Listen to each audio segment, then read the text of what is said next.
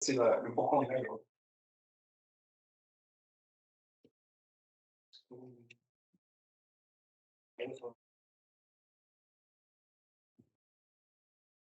Ok. En 2019, on a maintenant 5 ans et bientôt 6 ans à notre actif. Euh, et donc, à l'origine, par les comptables, voilà, beaucoup. Deux associés, Nicolas, donc Nicolas davantage sur la partie administrative, moi la partie davantage expertise technique et relations clients. On a des consultants seniors et juniors, hein, toujours un peu des deux. Les seniors font monter en compétence des juniors et, qui prennent ensuite des sujets tout seuls. Et donc un ingénieur d'affaires que l'on a accueilli en septembre dernier. Ah non, septembre, voilà, Mathieu. Voilà. Dans la pyramide data, on la représente souvent comme ça. On fait les trois premiers piliers, qui sont d'abord donc un audit, comprendre son patrimoine de données, la data ingénierie pour la plateforme data, la data visualisation, c'est ce que je vous montrer tout à l'heure, donc c'est l'état de bord de pilotage, essentiel pour la plupart des. Et enfin, la brique data scientist. Alors nous, aujourd'hui, on n'est pas sur cette planche-là. Chez nous, Georges et Denis qui fait ça très bien. Ça fait force data pour pas les donner, donc, et donc voilà. Ça Alors, en fait, c'est une brique qui est quand même assez riche, hein, c'est-à-dire qu'il faut des vraies compétences. On ne vise pas data scientist, on est simplement data ingénieur. C'est davantage des mathématiciens. Donc, c'est un métier qui est quand même assez à part. Donc, ESN, c'est pour dire des sociétés comme nous, de services numériques. Euh, il y a des ESN qui sont sur les deux paliers. C'est quand même des métiers qui sont différents. Le data scientist n'est pas un ingénieur logiciel. Donc, aujourd'hui, notre stratégie, elle est sur la brique de base. Et il y a aussi un deuxième aspect, c'est le fait que pourquoi c'est une pyramide? C'est parce que pour faire de la data science, il faut avoir ces premières étapes qui sont en place. Quand data veut dire très vite. Aujourd'hui, il y a quand même beaucoup, si on parle de réseau, beaucoup de boulot en fait dans ce type de. Donc c'est quelque chose qui nous va très bien et dans lequel on souhaite exceller. C'est vrai que c'est à la mode, tu sais, c'est un peu on en parle que de ça. Je vais faire data scientist, il y avait une formation à la oui. Mais en fait, c'est cette notion qu'on arrive pas uniquement la data science. C'est parti, c'est la partie peut-être la plus impressionnante, c'est quand je vois, c'est peut-être pas ça, mais nous, on utilise Income pour le compta. Je lui envoie une note de frais que j'ai scannée, ça marche très bien, ça veut dire que les tout, la TVA, etc. En fait, c'est une partie de la data science, mais toute cette partie reconnaissance de documents. Je pense que l'année prochaine, je pense qu'il y a fait un bien.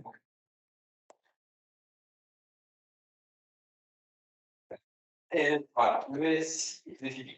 Bon, il y a c'est un prix, c'est mon étudiant depuis un an et demi. La SILAE, alors pas directement, si ce n'est pour saisir les congés, mais on a un partenaire comptable qui s'en occupe, d'éditer les fiches de paie, etc. Il y a 2 banques, le Crédit Agricole et la Banque Populaire.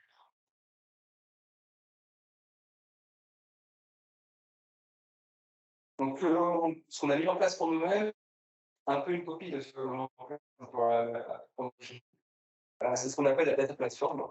Alors, quelle est la philosophie derrière? Il y a plusieurs aspects, mais il y a un aspect qui est très important, ça s'appelle la souveraineté. La souveraineté sur vos données. Aujourd'hui, quand vous utilisez Odoo en ligne, vous mettez beaucoup de valeur dans Odoo, vous faites de la saisie de commande, enfin, tout ce salarié, en fait, saisit dans Odoo. C'est un patrimoine énorme qui est en train d'être créé. Et pareil pour un commercial qui saisit, par exemple, c'est un audit. Non, vous n'y avez pas accès tout à fait de manière instantanée. Enfin, vous pensez y avoir accès, mais en vrai, les données ne sont pas chez vous. Vous pouvez pas faire des requêtes, comment dire, sur de vos données. Et si on vous demande de les croiser avec un logiciel tierce, admettons demain pour acheter une boîte, faire un Odoo ou un autre ERP et que vous devez faire une consolidation, vous allez être embêté parce qu'en gros, de Odoo, vous saurez sortir que des chiffres agrégés, vous n'aurez pas accès à tout. Nous, notre credo, c'est de dire en fait, récupérez cette donnée, très important, et mettez-la dans une plateforme dont vous êtes en fait propriétaire, et sur laquelle vous pouvez faire ce que vous voulez quand vous voulez. Ouais, ça, c'est un des grands messages qu'on souhaite faire passer. Tous les grands groupes le font aujourd'hui, de manière forcée, parce que souvent, ils n'ont pas un ou deux, hein, ils ont beaucoup de logiciels. Mais nous, on pense que c'est aussi important de proposer cela à des PME ETI enfin, qui s'équipent de plus en plus d'outils et qui ont de plus en plus de besoins justement de croisement. Donc voilà, après, je ne vais pas rentrer dans les détails. En gros, on sait faire ce genre de plateforme avec des coûts totaux de possession qui sont de l'ordre de la centaine d'euros. Donc, ce qui est plutôt intéressant pour je veux dire, quelqu'un qui a pas 10 000 euros par mois à mettre dans des logiciels propriétaires et autres. Donc, ça, c'est quelque chose qui demain, je ne sais pas si vous avez la suite Microsoft, par exemple, Office 365. En gros, on fait héberger d'offres l'équivalent. On a 5 voilà. Voilà, sur laquelle vous pouvez faire vraiment ce que vous voulez et croiser de manière instantanée les données. Je prends un autre exemple qui peut être intéressant. On a des clients qui travaillent qui font que du B2B. Ils ont, admettons, quelque chose comme 30 000 clients. C'est quand même intéressant de savoir quand il y a une procédure collective, une liquidation en cours chez un autre client. Aujourd'hui, c'est de la donnée en open data. Nous, on sait la mettre en place dans l'entrepôt de données. J'appelle ça l'entrepôt de données du client, ce qui fait qu'en fait, il peut très bien synchroniser les codes tous les jours et savoir si la base client a une procédure en cours, un changement de site ou quoi que ce soit. Ça, c'est des choses qui sont complètement automatisables. Ça va intéresser des grands distributeurs qui font derrière, qui ont 20 000 clients B2B, 30 000 clients B2B. C'est impossible à mettre à jour soi-même, enfin, de manière manuelle, on va dire. Et voilà, ça peut être un moment intéressant de savoir toutes les ordres qu'on peut avoir avec des sociétés qui sont dont la santé est plus ou moins un peu compliquée. On est capable de le faire, c'est pour ça qu'on voit aussi la partie données calculées. Alors, c'est quelque chose qui est un peu plus rare, mais c'est quelque chose qui est faisable. Par exemple, si on parle de ça, de mettre un petit point de procédure collective. Voilà. Quelque chose qui est tout à fait possible. Et du coup, si c'est le cas, si on a une version, on a une version en ligne, on est hébergé chez nous. Ça, j'ai vu tout à l'heure. Nous, c'est notre cas. Ah oui, contre nous, c'est chelou.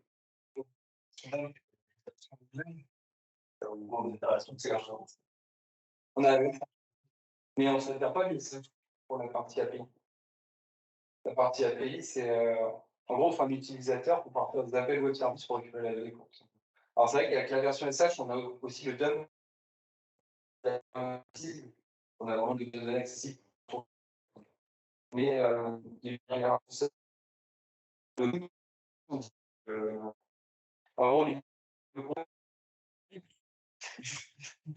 mais oui, après, par contre, parce que si vous êtes hébergé par un intégrateur, c'est plutôt bon, c'est la version de force de données. Donc là, il y a discuté avec l'intégrateur pour être sûr qu'il doit être ouvert à l'intégrateur. Voilà. Et donc, si je reviens alors sur notre data platform à nous, en particulier, on a donc récupéré les data de nous via Web Service et on a récupéré aussi les infos qui n'étaient pas dans Odoo, qui proviennent de l'opérateur et les soldes de banque. J'ai compris que j'allais bien taper sur les doigts. Donc, en fait, comme on a délégué toute la gestion, la banque, pour un autre pays, on ne sait pas, entre guillemets, on n'a pas payé la des relevés de compte dans. Donc, on peut les faire avec mon taux de travail. On n'est même pas et comme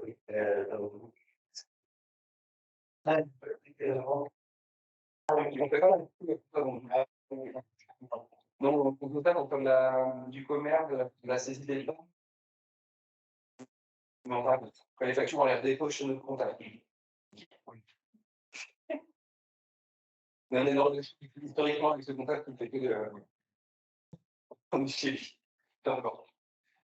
Aucune question.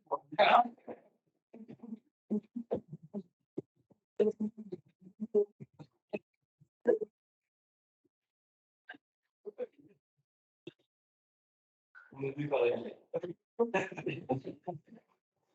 Donc maintenant, alors pour revenir, pourquoi ces données-là?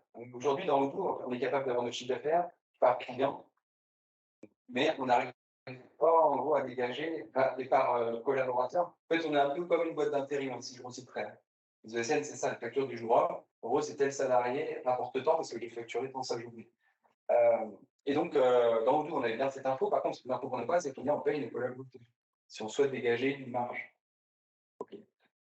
Et en plus de ça, on n'avait pas une bonne liste, un tableau de bord préfet de Odoo. Comment découper le chiffre d'affaires justement jusqu'à cette limite de temps collaborateur. On ne savait pas le faire dans Odoo de manière native, on va dire. Donc, c'était deux leviers qui nous ont fait dire qu'on a vraiment besoin de cette plateforme de données pour mettre nos clients pour la mettre chez nous. Voilà. On ne va pas rester les coordonnées HTC. Tous pour nos clients, mais ça serait bien aussi de le faire pour nous. Ouais. Donc là, c'est un rapport que Mathieu maîtrise bien.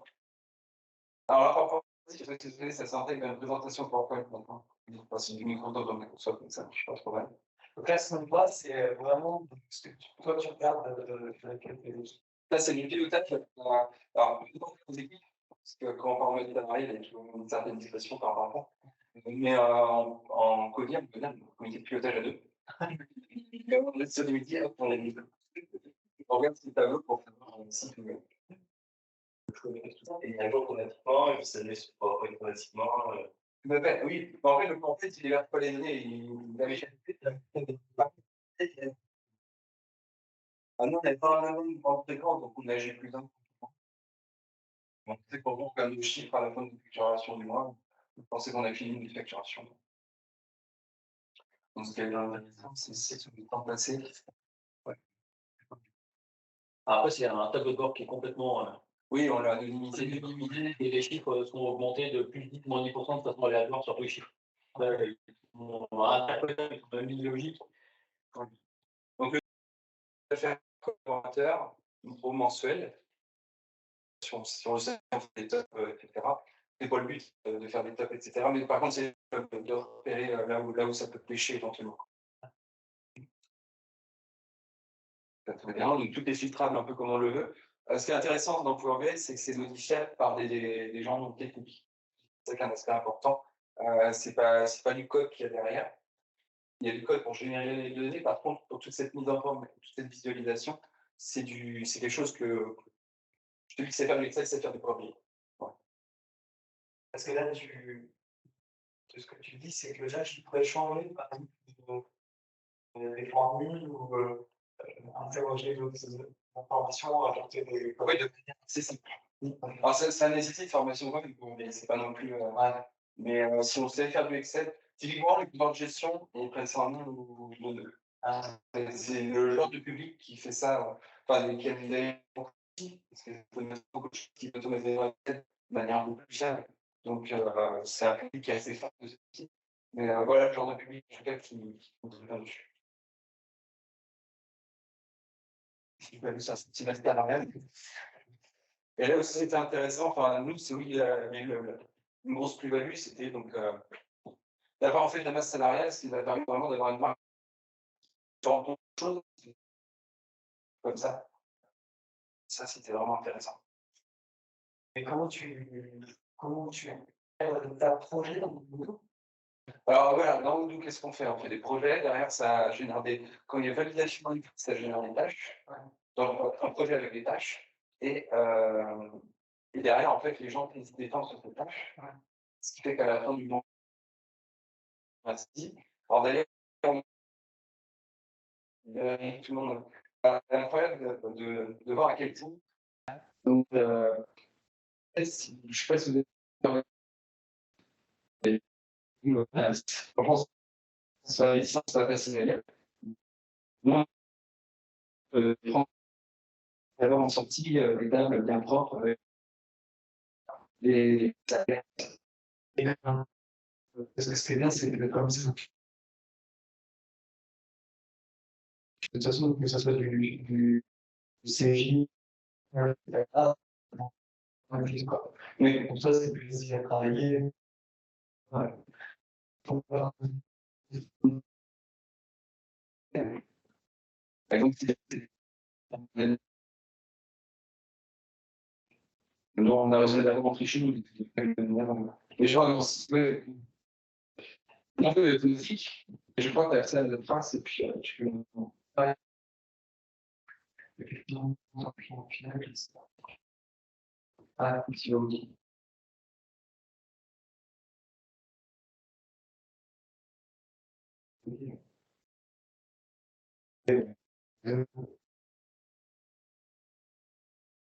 C'est pas dans la boue,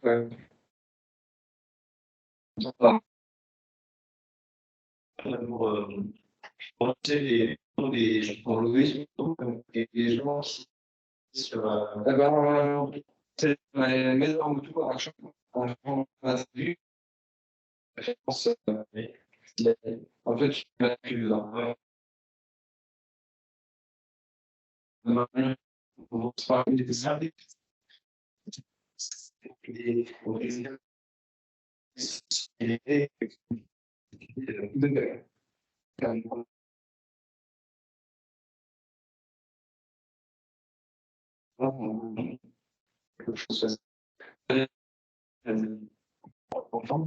que je passe par la calu. Et donc, là, je marche un peu sans revue, donc voilà. Ensuite, on est descendu jusqu'au résultat, je me trouve prêt. Bon, de manière artisanale, on regarde un relevé de compte, on essaie du restaurant, si c'est quelque chose. Ça, c'est Nicolas qui s'en charge. Mais enfin, à la fin, on a un compte de résultat, enfin, un compte de résultat, mais une ligne de résultat au mensuel, qui n'est pas, enfin, pas trop mal. Quoi. Quand c'est amorti, on a juste une ligne de Mohamed, et puis il y a un calcul, c'est pas amorti tout seul, en fait, ce qu'on fait pas amortir.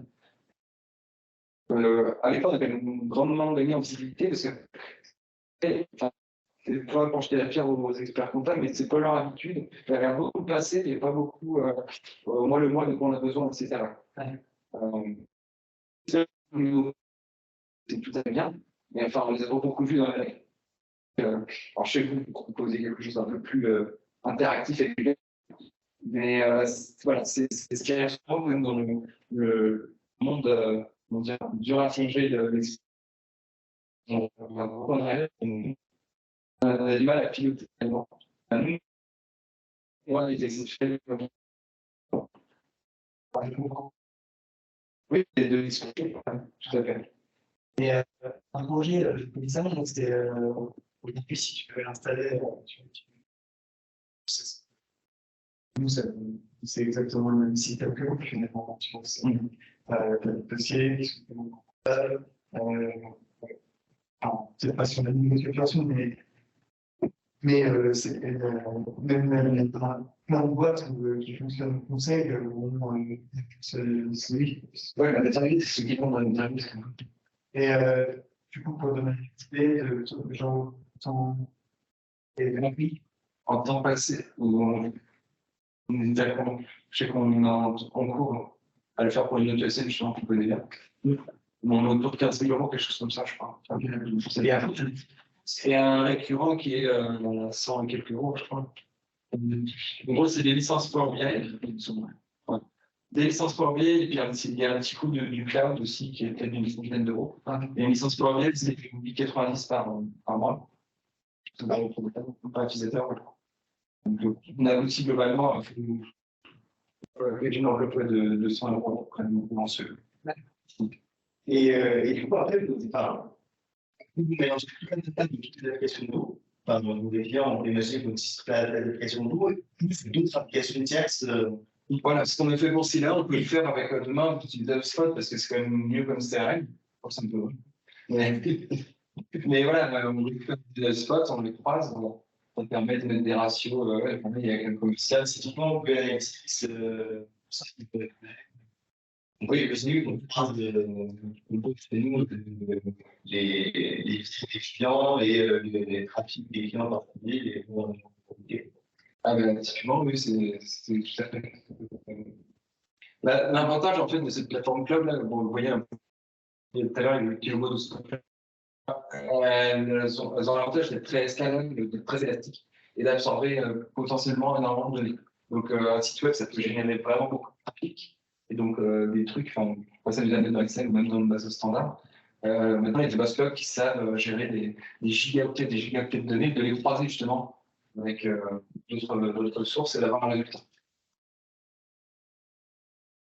Par exemple, aujourd'hui, non, enfin, c'est pas un site e-commerce que tu as, mais enfin, tu pourrais suivre de manière assez précise vraiment le flux de tes clients sur quelle page ils bloquent ou quel moment peut-être dans ton pipeline il faudrait les relancer.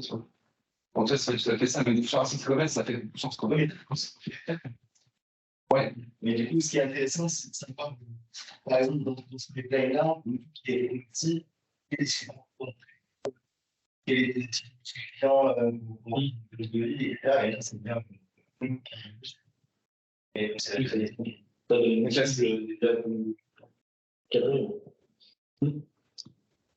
Quand on dit l'open data aussi peut gagner une plateforme, c'est sur ces critères qui a l'avantage d'être gratuite, mais voilà, On dit la base sirène, c'est 30 millions de structures fermées ou ouvertes, mais il y a un stock de 30 millions. Pareil, c'est volumineux. Voilà, c'est se croise dans un claquement de doigts avec une base existante. Concrètement, ça veut dire que tu peux avoir accès à cette donnée-là et de faire des liens avec cette donnée Oui, tout à fait. sur ton CV, par exemple. On est sur du cloud, hein. Ça va du cloud, mais effectivement, accessible chez toi. Nous, on a pris une client qui aime beaucoup cette base-là, notamment qui permet, on peut après synthétiser sa base sans la même synthétiser, rajouter des codes NAF quand on ne les avait pas, savoir si le sirène est toujours bon. Pas remis calculer des tranches d'effectifs parce que c'est aussi disponible dans cette base de données. C'est des choses qui sont faisables. Pour structurer, il peut y avoir une base de données client de qualité. Ça peut aider aussi pas mal avant de préparer une migration ERP ou CRM. Plutôt que de refaire un copier-coller d'un vieil existant qui peut avoir quelques années, déjà de consolider ça, de pouvoir recalculer. Une entreprise qui a été liquidée, forcément, si on la répercute dans un nouveau CRM, il n'y a aucun intérêt. Ça donne du boulot pour les commerciaux, et puis c'est quand même d'avoir une base un peu. Et je sais que c'est de pouvoir anticiper une migration, d'avoir un truc un peu plus sympa. Et je prends l'exemple d'un client où on avait 3 bases de données clients différentes pour la même entreprise, donc avec des choses différentes. Et les commerciaux appellent les entreprises qui étaient déjà clientes, mais pour prospecter, parce que la base n'était pas la même. Et voilà, c'est pas les seuls, il y en a beaucoup. Et l'avantage, c'est que ça a permis de reconsolider tout ça et de restructurer. La plus grosse complexité, c'est les 3 applications différentes qui ont une base client différente et de reconsolider tout ça, parce qu'il n'y avait pas forcément les mêmes rapprochements. Et du coup, la plateforme data permet de le faire quand même de façon un peu plus fluide et beaucoup plus rapide que du clic-bouton et d'aller contrôler, ou même avec de la recherche dans lesquelles ça optimise quand même un peu. Et la donnée pour redescendre, par exemple, dans mon imaginons que là, justement, dans une entreprise de données, je qualifie certaines données, je donne un indicateur, et je peux passer. Parce que les API nouveaux, en fait, c'est pas que la lecture. En parlant un poliment, on met à jour en fait, avec quelque chose pour la calculer. Et c'est le risque. Enfin, parce que écrire sur une base de données, c'est Il faut faire un. enfin,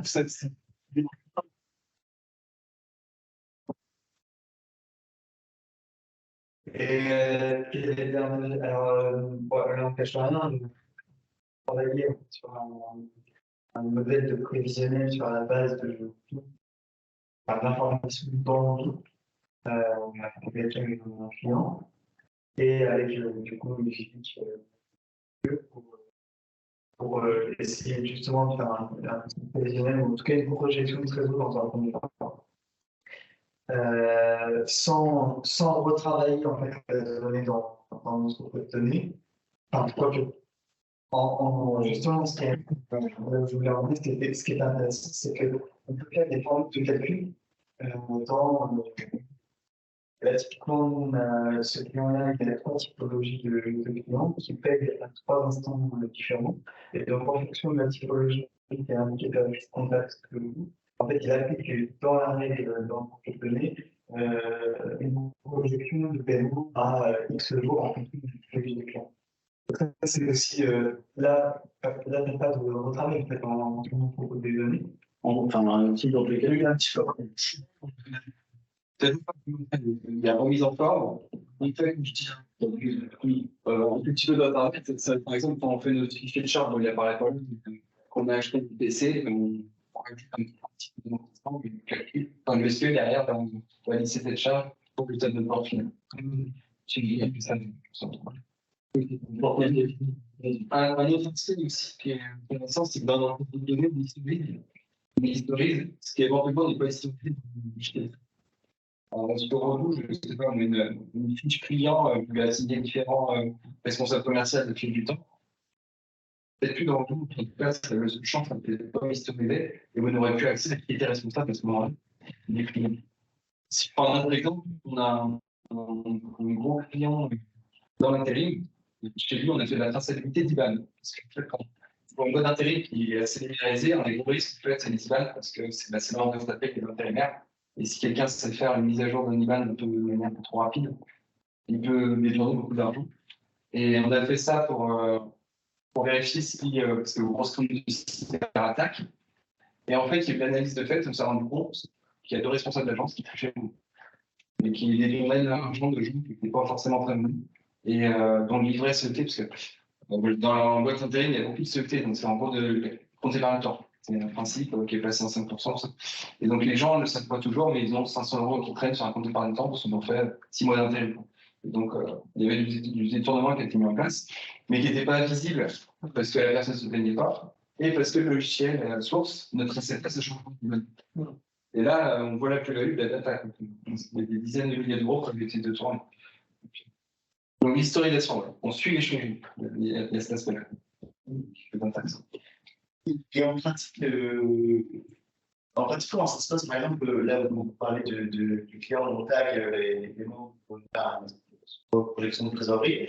Et du coup, ça, c'est vous qui faites les requêtes et ça remonte de la data, ça remonte la data et après, c'est la mise en compte de BI ensuite. Mais du coup, le système est fiché, c'est-à-dire après, on ne peut plus changer la requête. Elle est fichée dans la mesure où on connaît bien SQL Canal. En fait, tout ce que l'on produit nous appartient. Là, c'est les compétences derrière pour être capable de mettre à jour, sont tout cassées, même s'il y a une gestion des environnements qui fait qu'on n'accède pas à la production comme ça. Mais après, ce qui est précalculé, effectivement, ça demande de la compétence pour le mettre à jour. Après, ce qui est fait dans Power BI, c'est fait dans Power BI, c'est la maîtrise de celui qui a été formé. Voilà. Après, pour prendre l'exemple que citait Alexandre, là, pour la prévision de trésor, il y a 3 niveaux de paiement différents par type de client.